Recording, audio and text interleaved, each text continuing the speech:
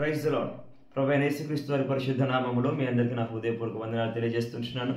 దేవుడు మనకిచ్చిన ఈ చక్కటి అవకాశాన్ని బట్టి, ఈ సమయాన్ని బట్టి ప్రభు నామాన్ని ఎంతగానో ఘనపరుస్తుంటున్నాను. నా ప్రేమటువంటి వాళ్ళారా, మనము కొండ మీద ప్రసంగాన్ని ధ్యానిస్తూ ఉన్నాం.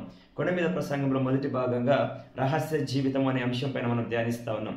రహస్య జీవితం అన్నప్పుడు it's not about the sin, పాపముల గురించి మనం మాట్లాడట్లేదు, కానీ దేవుని ఎదుట రహస్యమైన జీవితాన్ని మనం కలిగి ఉండాలని నేను మాట్లాడుతున్నాను. అందులో మొదటిది ఏంటంటే మన ప్రార్థనా జీవితం. దేవునికి కనపడినట్టుగా గదిలోనికి వెళ్ళి తలుపులు వేసుకొని ప్రార్థన చేయమన్నాడు దేవుడు. రెండవది, ఉపవాసం చేయనప్పుడు మనుషులకు కనపడవాలని కాక దేవునికి కనపడేలాగున ఉపవాసం రహస్యంగా చేయమన్నాడు దేవుడు. మూడవది, ఇక్కడ మనం మాట్లాడుతున్నది ఏంటంటే నీతి కార్యాలు, ధర్మ కార్యాలు. మన నీతి కార్యాలు, ధర్మ కార్యాలు కూడా మనుషులకు కనపడవాలని చేయకూడదు, మనుషుల ముందర ఘనత కొరకు చేయకూడదు, కానీ దేవుని మహిమార్థమే దేవునికి కనపడేలాగా మనం చేయాలని యేసు ప్రభు వారు చెప్పారు. మత్తయి సువార్త 6వ అధ్యాయం 1వ వచనం నుండి మనం చూద్దాం. మనుషులకు కనపడవలనని వారి ఎదుట మీ నీతి కార్యములు చేయకుండా జాగ్రత్త పడుడి, లేని ఎడల పరలోకమందున్న మీ తండ్రి యొద్ద మీరు ఫలము పొందరు.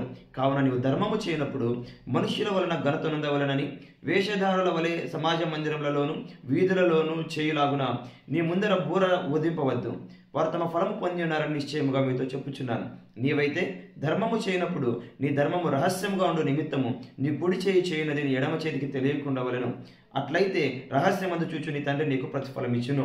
అవునండి, ఉపవాస దినంలోనైనా ప్రార్థనా జీవితంలోనైనా రహస్యమందు చూచు తండ్రి ప్రతిఫలం ఇచ్చేలాగానే నీవు చేసే దాన కార్యాలు, నీతి కార్యాలు, ధర్మ కార్యాలు కూడా రహస్యంగా చేయాలి. It's not to expose your righteousness. నీ నీతిని కనపరుచుకునే దాని కొరకు కాదు నువ్వు చేయాల్సింది. నీవు దేవుని ప్రేమను కనపరచుట కొరకు ఈ లోకంలో నీతి కార్యాలు చేయాలి. దేవుని యొక్క మనస్సును కనపరిచే దాని కొరకు ధర్మ కార్యాలు చేయాలి.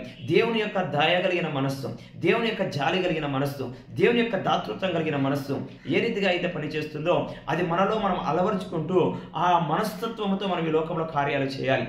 ఇదిగో అనేక మంది దాన కార్యాలు, ధర్మ కార్యాలు చేస్తుంటారు. కారణం ఏంటంటే టు ఎగ్జాల్ట్ దెమ్సెల్ఫ్, తమను తాము ఘనపరుచుకుంటూ కొరకు, హెచ్చించుకున్న కొరకు. ఒకవేళ అదే నీ ధర్మ కార్యము వెనకాల నీకున్నటువంటి ఉద్దేశం అయితే, ఇదిగో దేవుడు అంటాడు, నీ ఫలమును పొంది ఉన్నావు, పరలోక రాజ్యంలో నీకు ఫలం ఏముండదు, దేవుని వల్ల నీకు ఫలం ఏముండదు, దేవుని యొక్క వలన దీవెన ఏమి నీకు దొరకదు.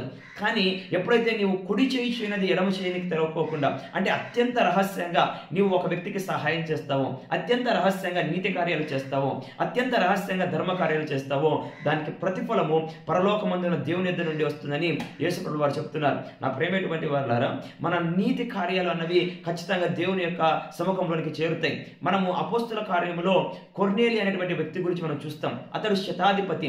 అప్పుడు పేతురు అంటాడు, ఇదిగో నీ ధర్మ కార్యాలు, నీ దాన కార్యాలు పరలోకంలోకి చేర్చబడ్డాయని చెప్పి అక్కడ రాయబడినట్టుగా మనం చూస్తాం. ఆ దేవదూత వచ్చి కొర్నేలితో అంటాడు, అయ్యా నీ నీతి కార్యాలు, నీ దాన కార్యాలు, నీ ధర్మ కార్యాలు పరలోక రాజ్యంలో దేవుని సముఖంలోకి వచ్చాయంటాడు. అవునండి, మనము చేసే నీతి కార్యాలు, మనము చేసే ధర్మ కార్యాలు, మనము చేసేటువంటి దాతృత్వము, ఇది మనం సంఘానికి ఇచ్చేదైనా, పరిచర్యకి ఇచ్చేదైనా, సేవకులకు ఇచ్చేదైనా, ఆ అల్పులకు బలహీనులకు ఇచ్చేదైనా, take care to be do in secret.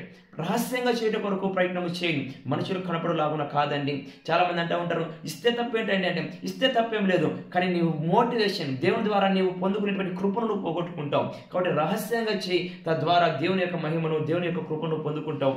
అట్టి దీవెన నీవు నీ కుటుంబం అనుభవించి అనేక మందికి దీవెనకరంగా ఉండాలని దేవుని సేవకునిగా కోరుకుంటున్నాను. దేవుడు మిమ్మల్ని మీ కుటుంబం దీవించును గాక. God bless you.